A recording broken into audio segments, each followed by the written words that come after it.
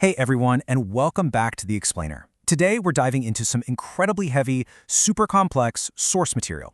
We are unpacking deeply personal, systemic allegations of abuse going on right inside trusted Canadian therapeutic circles. I mean, these texts outline a really chilling scenario where the exact spaces built for recovery, enlightenment, and couples counseling are allegedly being weaponized. It's a dense topic for sure, but we're going to break down these claims step by step. So I want you to start by just thinking about this for a second. What actually happens when spaces built for healing are weaponized? We all have this baked-in expectation of what therapy or spiritual retreats are supposed to be, right? They're meant to be safe havens.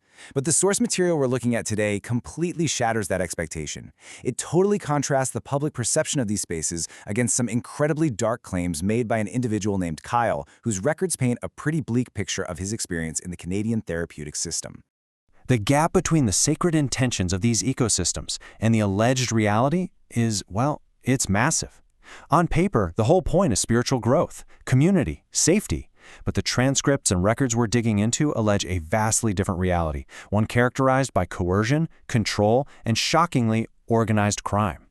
The sources describe environments that are practically designed to make you vulnerable, which are then allegedly transformed into highly dysfunctional traps.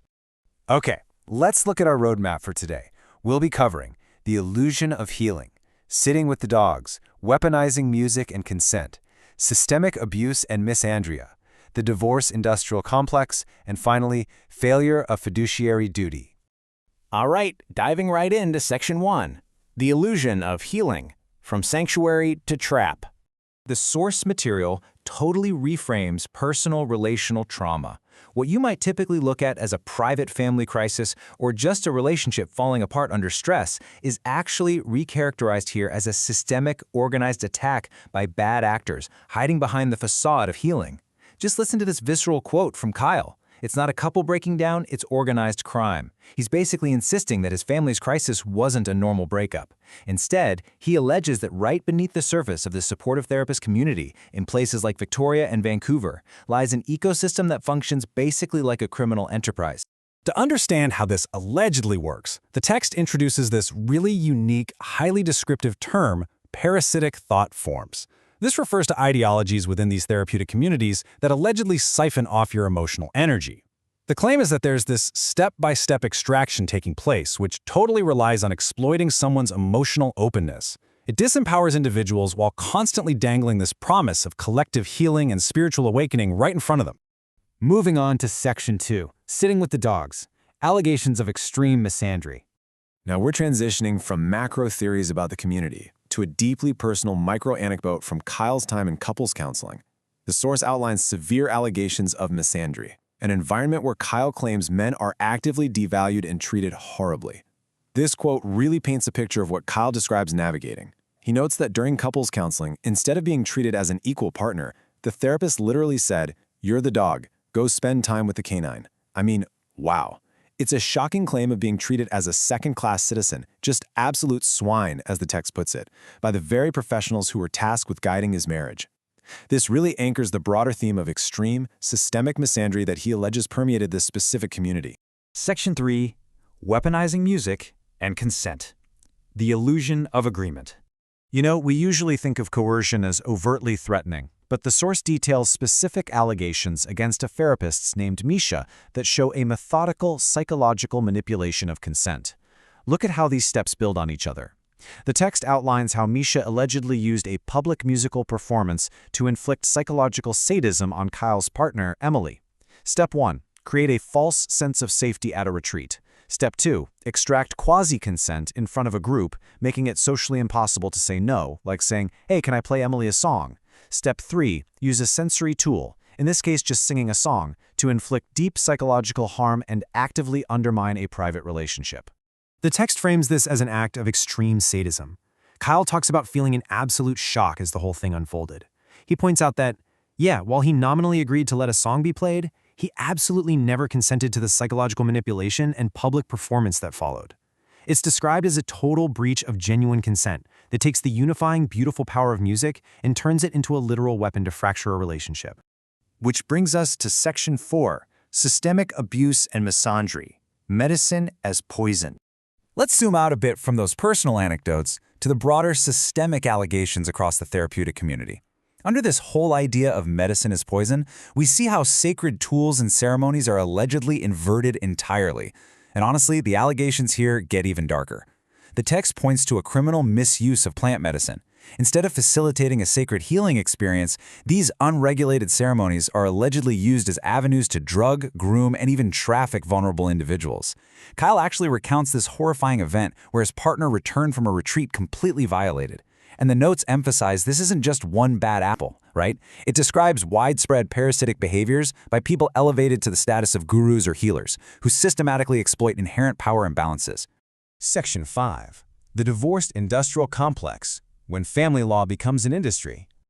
After the trauma in the therapeutic space, Kyle claims the legal system fundamentally exacerbated his suffering, basically locking him out of traditional justice altogether. He uses this term, the divorce industrial complex. He defines it as a systemic, profit-driven structure within family law that allegedly drains resources and impoverishes vulnerable individuals. The source material claims this system is literally designed to financially ruin people. For example, Kyle's records note he actually had to sell his condo for $10,000 just so he could afford to speak to his partner's mother, all because he didn't have a lawyer to advocate for him. Stop and think about this number for a second. 200. According to the text, that is the staggering number of lawyers Kyle contacted without finding a single one to represent him. It is a massive metric of systemic exclusion. Because of this massive barrier to entry, Kyle describes cementing his status as a legal outlaw in Canada. There's this tragic gap between the expectation of justice, where the courts or police step in to protect you, and Kyle's reality of being totally ostracized by legal formalism. He argues that the court system completely lacks the sophistication to recognize psychological trauma and organized abuse, especially when it comes disguised as a spiritual practice. And finally, Section 6, Failure of Fiduciary Duty, the void of accountability. So what happens when the system just completely fails? The source outlines the ultimate institutional stonewalling from professional bodies, specifically pointing to the British Columbia Association of Clinical Counselors, or BCAC. The sources lay out what is basically a catastrophic failure of accountability across the board. These communities allegedly operate with zero institutional guardrails. Victims face a total lack of legal recourse. There's this complicit network of enablers who just look the other way. The source claims that government institutions ignore the abuse. And crucially, despite Kyle emailing the BCAC after incredibly traumatizing proceedings, he claims not one single person checked on his mental health. And this quote right here really captures the crucial point. Kyle argues that the fundamental issue lies in the ethics of the therapist profession itself. Therapists have a fundamental fiduciary duty, a legal and ethical obligation of trust, not only to their clients, but to their clients' spouses. He claims Misha's actions and the broader community's cover-up represented gross professional incompetence and a complete abandonment of that duty. Because the traditional avenues of family law and professional oversight allegedly failed him so completely, Kyle states in the sources that he is actually pursuing a charter challenge. He is connecting his situation directly to fundamental civil rights, hoping that elevating this to a constitutional level is the only way to address the alleged criminality and demand justice against these institutions. And that leaves us with this final, really provocative thought to wrap up today's explainer. How can a system restore trust when its fundamental fiduciary duties are alleged to have completely collapsed? If the spaces designed to heal us and the institutions designed to protect us are operating with zero accountability, where do victims even turn? It's a heavy question for sure, and one that these source materials force us to grapple with. Thanks for diving into this incredibly complex topic with me. Keep questioning the systems around you.